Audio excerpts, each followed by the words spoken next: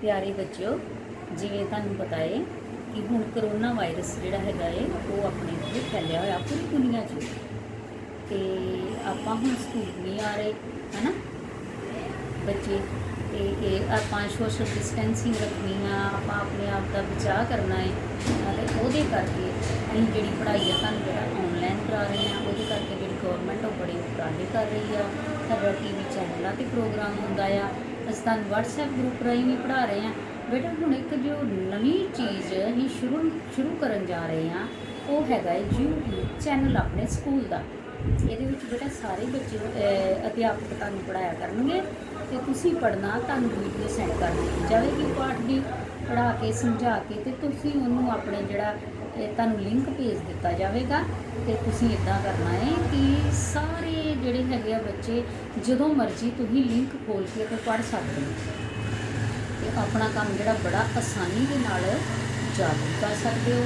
ਫਿਰ ਹੁਣ ਤੁਸੀਂ ਕਾਪੀ ਤੇ ਵੀ ਉਤਾਰ ਸਕਦੇ ਹੋ ਤੇ ਤੁਹਾਨੂੰ ਇਦਾਂ ਲੱਗਣਾ ਕਿ ਅਸੀਂ ਜਿਹੜੇ ਹੈਗੇ ਆ ਅਧਿਆਪਕ ਦੇ ਸਾਹਮਣੇ ਹੀ ਬੈਠੇ ਆ ਤੇ ਆਪਾਂ ਜਿਵੇਂ ਸਕੂਲ 'ਚ ਪੜ੍ਹ ਰਹੇ ਹੁੰਦੇ ਆ। ਤਾਂ ਬੱਚਿਓ ਮਿਹਨਤ ਕਰੋ, खूब पढ़ो तो ये जड़ा अपने आप का ध्यान रखो, अपने घर के अंदर रहो, अपनी सेफ्टी रखनी है अपनी तो दूसरों का भी ख्याल रखना है, घर के अंदर रहना तो नाल नाल आपां पढ़ाई करनी आ क्योंकि आपां सारा दिन घर फ्री होंगे।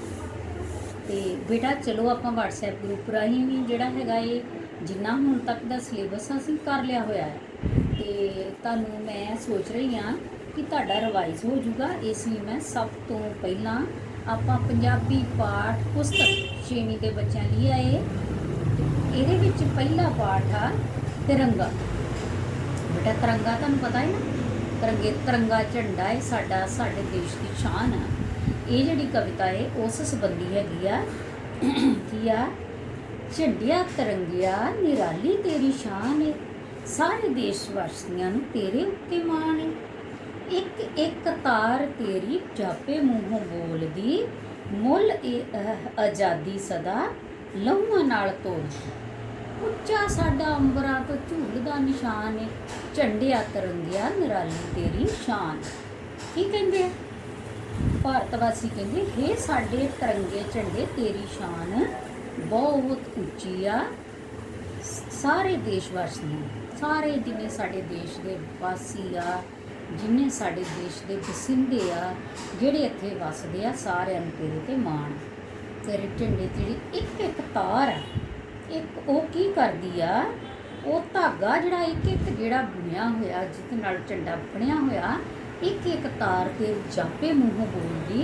वो इदां लगदा जिवें मूहों बोल के की कहंदी आ, मुल है आज़ादी सदा लहूआं नाल तोड़दी।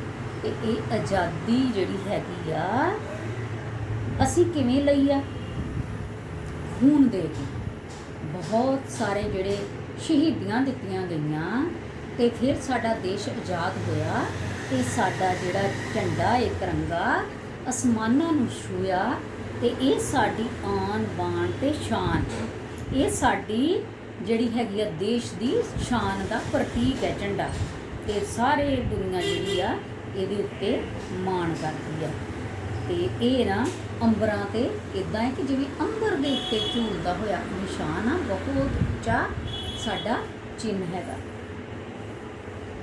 बेटा ये हैगी एक पैरे की व्याख्या ते तुसीं सारे बच्चों ने इन्हूं किताब तो भी पढ़ना है ते फिर तुहानूं समझ लग जूगी। तुहानूं ये किताब मेरा ख्याल मिल गई हुई है, ठीक है। ते बेटा ਇਹਦੇ ਵਿੱਚ ਇਹ ਆ एक कवि ने कहा है कि साडा जिहड़ा देश आ, साडा जिहड़ा देश आ, आज़ादी जिहड़ी हैगी आ वो बड़ी मुश्किल दे नाल असीं लई आ ते झंडा जिहड़ा फिर एक साडा जिहड़ा हैगा ही झंडा दा बेटा कई तरह किन्नी वारी झंडा जिहड़ा हैगा ਉਹਦੇ बदले ते फिर जिहड़ा झंडा तिरंगा जिहड़ा साडा आज़ादी ते लहराया गया वो ही जिहड़ा होण वाला हैगा, होण वाले रंगां दा। सावा रंग तेरा दसे खेतियां दे रंग नूं, पहन बाणा केसरी शहीद जान जान, चिट्टा रंग तेरा साडा शांति विधान है, झंडिया तिरंगिया निराली तेरी शान। कहंदे जिहड़ा सावा रंग किहड़ा हुंदा बेटा सावा, हरा रंग कहंदा हरा रंग इदां वा जिवें काहदा दसदा है ਖੇਤੀਆਂ ਦੇ ਰੰਗ ਨੂੰ, ਜਿਹੜਾ ਤਿਰੰਗੇ ਝੰਡੇ 'ਚ ਹਰਾ ਰੰਗ ਆ ਕਿਹੜੀ ਚੀਜ਼ ਨੂੰ ਦੱਸਦਾ? ਖੇਤੀ ਵਰਗਾ ਰੰਗ, ਜਿਵੇਂ ਫਸਲਾਂ ਦਾ ਰੰਗ ਹੁੰਦਾ ਤੇ ਉਹਦੇ ਨਾਲ ਖੇਤੀਆਂ ਦੇ ਰੰਗ ਨੂੰ ਦੱਸਦਾ ਏ। ਤੇ ਕਹਿੰਦਾ ਜਿਹੜਾ ਕੇਸਰੀ ਰੰਗ ਆ ਉਹ ਕਿਸ ਚੀਜ਼ ਦਾ ਪ੍ਰਤੀਕ ਆ? ਕਿ ਜਿਵੇਂ ਸ਼ਹੀਦ ਇੱਕ ਬਾਣਾ ਪਹਿਨ ਕੇ ਜੰਗ ਨੂੰ ਜਾਂਦੇ ਆ। ਚਿੱਟਾ ਰੰਗ ਤੇਰਾ ਸਾਡਾ ਸ਼ਾਂਤੀ ਵਿਧਾਨ ਏ, ਝੰਡਿਆ ਤਿਰੰਗਿਆ ਨਿਰਾਲੀ ਤੇਰੀ ਸ਼ਾਨ ਏ। ਤੇ ਚਿੱਟਾ ਰੰਗ ਕਾਹਦਾ ਪ੍ਰਤੀਕ ਆ? ਸ਼ਾਂਤੀ ਦਾ ਪ੍ਰਤੀਕ ਆ ਤੇ ਹਮੇਸ਼ਾ ਸਾਨੂੰ ਸ਼ਾਂਤ ਰਹਿਣ ਦਾ ਸੰਦੇਸ਼ ਦਿੰਦਾ। ਤਿੰਨੇ ਰੰਗ ਇਕੱਠੇ ਹੋ ਕੇ ਏਕਤਾ ਨੂੰ ਦੱਸਦੇ। ਇਹ ਜਿਹੜੇ ਤਿੰਨੇ ਰੰਗ ਆ ਜਦੋਂ ਇਕੱਠੇ ਹੋ ਜਾਣ ਤੇ ਕੀ ਦੱਸਦੇ ਆ? ਦੇਸ਼ ਦੀ ਏਕਤਾ ਤੇ ਅਖੰਡਤਾ ਨੂੰ। ਤੇਰੀ ਛਾਇਆ ਹੇਠ ਸਭ ਭਾਈ ਭਾਈ ਵਸਦੇ। ਤੇ ਤੇਰੀ ਛਾਇਆ ਹੇਠ ਬੇਟਾ ਕੋਈ ਧਰਮ ਨਹੀਂ, ਕੋਈ ਊਚ ਨੀਚ ਨਹੀਂ, ਕੋਈ ਜਾਤ ਨਹੀਂ। ਇਹ ਸਾਰੇ ਰੰਗ ਜਿਹੜੇ ਹੈਗੇ ਆ ਸਾਡੇ ਕੀ ਦੱਸਦੇ ਆ? ਕਿ ਅਸੀਂ ਸਾਰੇ ਭਾਈ ਭਾਈ ਨੇ, ਸਾਰੇ ਭਰਾਵਾਂ ਤਰ੍ਹਾਂ ਰਹਿੰਦੇ ਆ। ਚੱਕਰ ਅਸ਼ੋਕ ਦਾ ਵਿਕਾਸ ਦਾ ਨਿਸ਼ਾਨ ਹੈ, ਝੰਡਿਆ ਤਿਰੰਗਿਆ ਨਿਰਾਲੀ ਤੇਰੀ ਸ਼ਾਨ। ਕਹਿੰਦੇ ਝੰਡਿਆ ਤਿਰੰਗਿਆ ਤੇਰੀ ਜਿਹੜੀ ਸ਼ਾਨ ਆ ਬਹੁਤ ਨਿਰਾਲੀ ਆ। ਤੇ ਜਿਹੜਾ ਅਸ਼ੋਕ ਦਾ ਚੱਕਰ ਆ ਵਿੱਚ ਬਣਿਆ ਉਹ ਕਾਹਦਾ ਨਿਸ਼ਾਨ ਆ? ਵਿਕਾਸ ਦਾ, ਉન્નਤੀ ਦਾ ਨਿਸ਼ਾਨ। ਠੀਕ ਆ ਪਿਆਰੇ ਬੱਚਿਓ, ਇਹ ਸਾਰੀ ਕਵਿਤਾ ਜਿਹੜੀ ਹੈਗੀ ਆ ਤੁਸੀਂ ਕਿਤਾਬ ਤੋਂ ਪੜ੍ਹਨੀ ਆ। ਪੜ੍ਹ ਕੇ ਫਿਰ ਜੋ ਮੈਂ ਵਿਆਖਿਆ ਕਰਾਈ ਆ ਇਹ ਕਰ ਲੈਣੀ ਆ ਤੇ ਯਾਦ ਕਰ ਲੈਣਾ। ਕਾਪੀ ਦੇ ਉੱਤੇ ਬੇਟਾ ਲਿਖਣਾ ਹੈ। ਇਹਦੇ ਜਿਹੜੇ ਪ੍ਰਸ਼ਨਾਂ ਦੇ ਉੱਤਰ ਆ, ਪ੍ਰਸ਼ਨ ਆ ਬਹੁਤ ਹੀ ਸੌਖੇ ਆ ਬੇਟਾ। ਤਿਰੰਗੇ ਝੰਡੇ ਦੇ 3 ਰੰਗਾਂ ਦੇ ਨਾਂ ਦੱਸੋ, ਕਿਹੜੇ ਕਿਹੜੇ ਹੁੰਦੇ ਆ? ਹਰਾ, ਕੇਸਰੀ, ਚਿੱਟਾ। ਹਰਾ, ਕੇਸਰੀ ਤੇ ਚਿੱਟਾ। ਪ੍ਰਸ਼ਨ ਨੰਬਰ 2, ਤਿਰੰਗੇ ਵਿੱਚ ਛਾਵਾ ਸ਼ਬਦ ਤੋਂ ਕੀ ਭਾਵ ਹੈ? ਤਿਰੰਗੇ ਵਿੱਚ ਸ਼ਬਦ ਸਾਵਾ ਤੋਂ ਭਾਵ ਹੈ ਖੁਸ਼ਹਾਲੀ। ਕੇਸਰੀ ਰੰਗ ਕਿਸ ਗੱਲ ਨੂੰ ਦਰਸਾਉਂਦਾ ਹੈ? ਕੇਸਰੀ ਰੰਗ ਜੰਗ ਵਿੱਚ ਸ਼ਹੀਦੀ ਪ੍ਰਾਪਤ ਕਰਨ ਨੂੰ ਦਰਸਾਉਂਦਾ ਹੈ। ਚਿੱਟਾ ਰੰਗ ਕਿਸ ਗੁਣ ਕਰਕੇ ਚੰਗਾ ਲੱਗਦਾ ਹੈ? ਚਿੱਟਾ ਰੰਗ ਸ਼ਾਂਤੀ ਦਾ ਨਿਸ਼ਾਨ ਹੋਣ ਕਰਕੇ ਸਾਨੂੰ ਚੰਗਾ ਲੱਗਦਾ ਹੈ।